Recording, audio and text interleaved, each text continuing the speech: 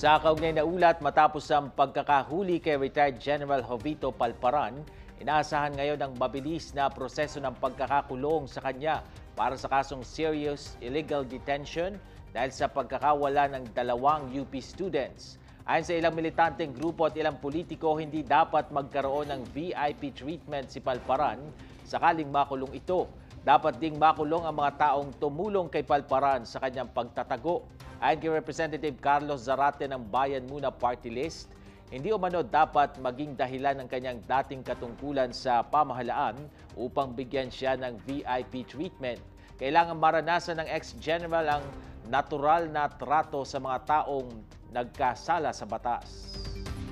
Well, we are already warning the administration, no?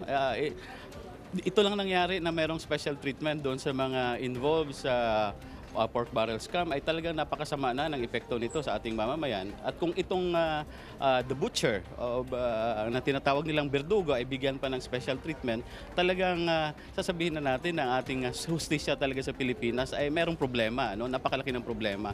So, wag nilang bigyan ng special treatment. And in fact, sabi naman ni Palparan ay sanay na siya sa ganyan, no? Then dalhin siya doon sa kulungan na dapat para sa kanya.